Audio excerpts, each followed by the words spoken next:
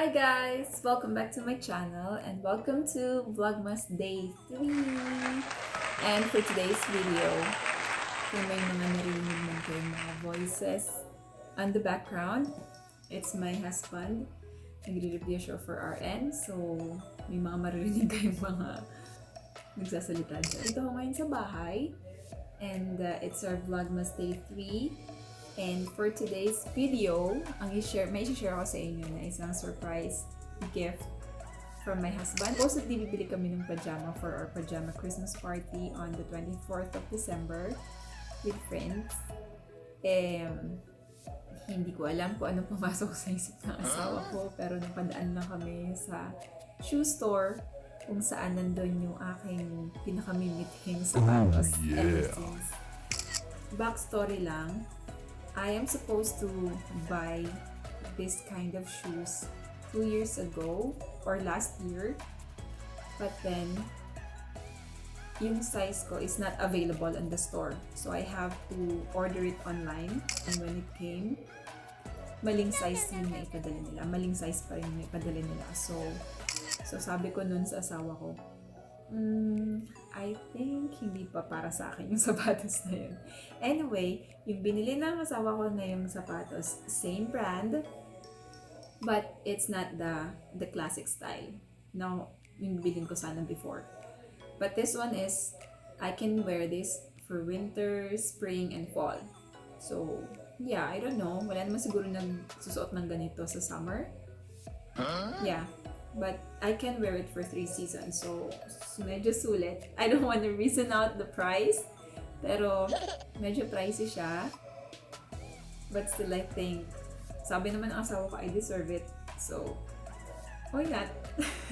So guys, I'm so excited to show you the shoes that we bought yesterday. And I know some people will say, naku, yung shoes lang naman, ang mura lang naman yan. I mean, yung iba, syempre, kaya nilang bilhin anytime. But for me, it's one of my bucket list ever since when I was still in the Philippines. Eto talaga, gusto ko talagang bumili ng shoes na to. Kaya lang, pricey nga siya. And then, sa Pilipinas, it's tropical. So, bibihira naman din yung nagsusuot ng ganitong klase ng shoes. And, parang impractical siya. So, naisip ko na, basta lagi ko nilang naisip na, sa kanila pag nagbakasyon ako abroad. So, mag-OOTD na lang ako, bibili ako nun for parang bakasyon kung sakali man na makapagbakasyon ako abroad. And unexpectedly, hindi ko naman namalayan na dito pala ako titira for the rest of my life dito sa ibang bansa. So, I think this is the right time for me na bumili ng shoes na yun. So, I'll show you guys, okay? So, ito siya. So, we bought it in the store called Journey. And marami doon mga branded shoes. But most of the shoes that they are selling is the Doc Martens shoes. Yung Doc Martens. Yun talaga yung pinakagusto kong bilhin shoes ever since. And yeah, it's just so classic. It's just so, classy. Sobrang ganda. Sobrang, alam mo yun yung parang kahit saan mo siya kumbaga kahit anong isuot mo, pwede mo siyang gamitin. And any style of the shoes, pwede mong bagayan ng kahit na anong damit. So, sobrang gusto ko yung mga styles doon kasi hindi siya styles. Yung mga style doon, gusto ko kasi hindi siya common. Tada! Dun dun dun! Dun dun dun dun!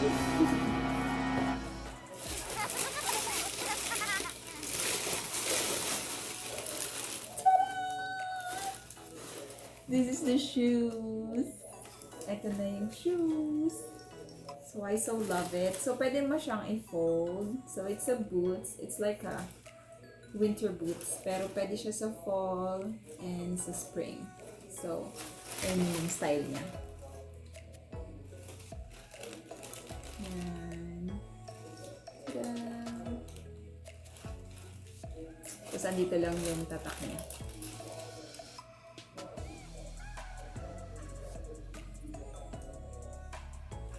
This is so pretty! natin yung isang, syempre, yung isang paparis na.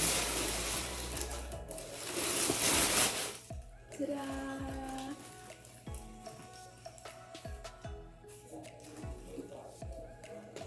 I can't wait to wear these shoes. So, namasyal tayo. Ito na yung susunod ko. Yeah, lalo na ngayong winter. Saktong-sakto siya for winter. So, I will just put it there. It's a leather shoes guys. It's a leather shoes. And may special siya na pandinas ng shoes dito. And I'm planning to buy it maybe on the Boxing Day. Kasi mag-sale yun. So, for sure mag-sale yun. So, yun ang bibili natin for this. Kasi nung time na yun, hindi ko pa siya naisip na na bumili ng ganun. Kasi nga iniisip ko, baka po inaano lang ako, ini-etchos lang ako ng sales lady na, para makabenta din sila nung panglinis. But then, na-realize ko, sabi ni Peter kagabi, sabi niya sa akin, hindi, bili ka na para at least, diba, gusto mo yan, diba, para at least maalagaan mo din. And, though alam ko, and I do believe that yung Dr. Martens na shoes, ito, mas maganda siya pagka medyo may mga pingas-pingas siya. I mean, pag nagluma siya, mas na-appreciate ko siya yung style niya kasi parang kahit lumuma siya, parang lalo nagiging vintage yung style niya. So, I will think about it, but still, ininsist nga ng husband ko na bumili kami ng panglinis ng shoes or pang-maintain ng shoes. So, we'll see. Basta maganda siya, di ba? I'm so happy to have this shoes and I'm so thankful for my husband kasi alam mo, sa totoo lang, yung mga expensive na gamit ko, hindi ko siya binili na pinilit ko yung asawa ko na, bili mo ako ng ganyan, bili mo. Never. Never ever. It's always him who always push me na, bilhin mo yan, deserve mo naman yan. Bilhin mo yan, hardworking ka naman. Bilhin mo yan, para say, okay lang yan. Tapos lagi kong sasabi, dapat ikaw din meron, bakit ako lang? Hindi ako spoiled ng asawa ko. Pero ang sinasabi ko lang is, everything that I have, like mga expensive clothes or expensive shoes, expensive gadgets, lahat yun, kusa niyang binibigay sa akin or kusa niyang sinasabi na siya nagpupush na, sige na, bili ka na yan, huwag kang mahinayin sa pera, pera lang yan, lagi siyang ganun pagdating sa akin. So I am so blessed and I'm so thankful to have a husband like him. Kaya everyday naman, appreciate ko naman siya, alam naman niya yun. And ako naman din, very giving din ako sa kanya pagka sinabi niya na, ay, ganda nito lang, parang okay to. Lagi ko rin siya sinasabihan na, bilhin mo. Siya lang talaga yung parang, okay lang, next time, ganun.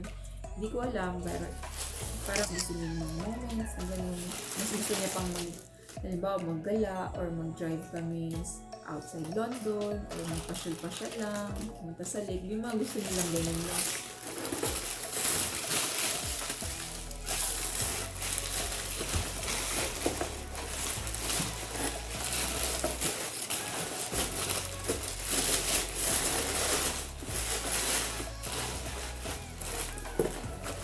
Anyway, since bago pa yung shoes, balik natin siya sa box kasi hindi ko pa naman siya masusuot as of the moment kasi I have a lot of shifts this month and this is my last month as PSW. I hope so. So, ang dami kong shift na pinick up para naman makabawi sa mga ginastos namin for application ng PR, application ng RPN, application ng RN, exams and everything, all the requirements. Ang dami ginastos. Plus, syempre, daily expenses, lumipat kami ng apartment, so the expenses, like, parang nagbulto-bulto siya. So, I have to make up for it. Kailangan kong tulungan yung asawa ko na magtodo pa yun.